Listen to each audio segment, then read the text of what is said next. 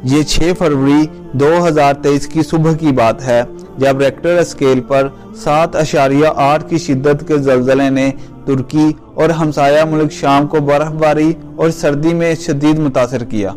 American geological society और तुर्क disaster and emergency management authority के मुताबिक ज़लज़ले का मरकज इलाके के जनूब वस्ती हिस्से में पाया गया। इस ज़लज़ले से तुर्की के 10 शहर बुरी तरह मुतासर हुए।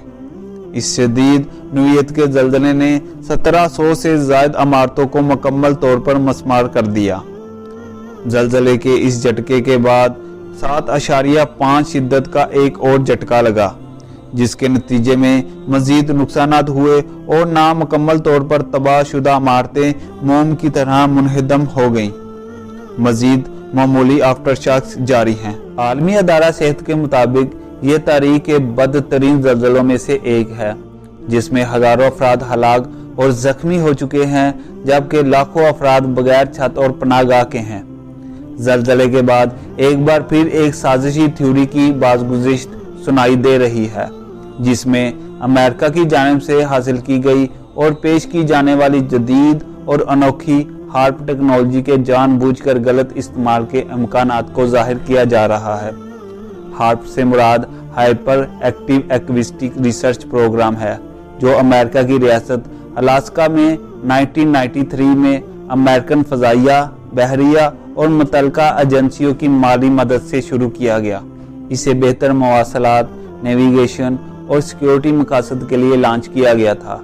इसके अलावा दुश्मन की नकलो हरकत पर नज़र रखना इसके मकासद में शामिल था। ये प्रोग्राम 2014 में मुकम्मल हुआ और 2015 में इसे अलास्का यूनिवर्सिटी के हवाले कर दिया गया।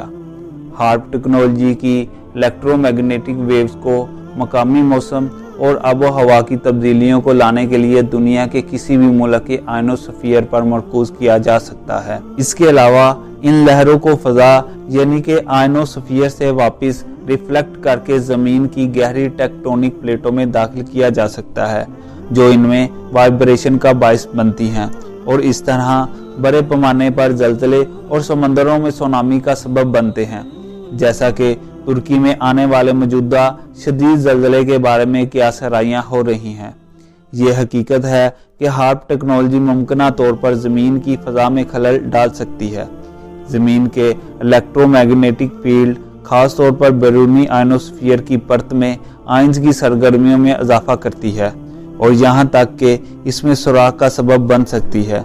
लिहाजा ये बैक वक्त ओजोन की कमी जैसी खतरनाक सूरत हाल से भी ज़्यादा मोहलिक साबित हो सकती है। इसके नतीजे में बड़े पैमाने पर सुनामी, सैलाब, ज़लज़ले, खुशक साली और शदीद मौसमी हालात वगैरह पैदा हो सकते हैं। इसके अलावा इसकी इलेक्ट्रोमैग्नेटिक वेव्स किसी भी इलाके में तैनात फौजी दस्तों के दिमाग को मुतासर करती हैं, जिससे जहनी उलझन, कन्फ्यूजन और तनाव पैदा होते हैं और वो बर वक्त दुरुस्त और मुनासिब फैसले करने की सलाहियत से कासिर हो जाते हैं। एक और मनफी असर परिंदों और जानवरों के बायो सेंसर्स पर हैं, जो ख़ास तौर पर इनकी हरकत व सकनात को दुरुस्त सिमत में रखते हैं और मुतासर भी करते हैं और इनकी हयात भी इससे मुतासर होती है। तुर्की में इस गैर मामूली ज़लज़ले के बारे में क्या सराहियाँ तकवीत पकड़ती जा रही हैं कि इसे कुदरती आफत की बजाय एक सोची समझी इंसानी या तकनीकी आफत और दहशतगर्दी करार दिया जाए, क्योंकि बहुत से साइंसदान इस पर गहरी तशवीश का इजहार कर रहे हैं। तुर्की में बहुत से लोगों ने ज़लज़ले से पहले आसमान पर बिजली की एक वाज़िया झलक देखी, जिसकी कुछ वीडियोस भी वायरल हुई हैं। ज़लज़ले के औकातकार और मुल्क की जगराफियाई सियासी सूरत हाल की वजह से भी शकूक व शुबहात पैदा हुए हैं, क्योंकि हॉलैंड के कुछ थिंक टैंक्स ने 3 फरवरी 2023 से खित्ते में इन बड़े वाक़यात की पेशगोई की थी और इनके मुताबिक अगले मरहले में चीन, पाकिस्तान, ईरान, अफगानिस्तान, नेपाल भी इन ज़लज़लों से मुतासिर हो सकते हैं और ये एक परेशान कुन मामला है। लिहाजा इन्हें हर तरह से तैयार रहने की तनबीह की गई है।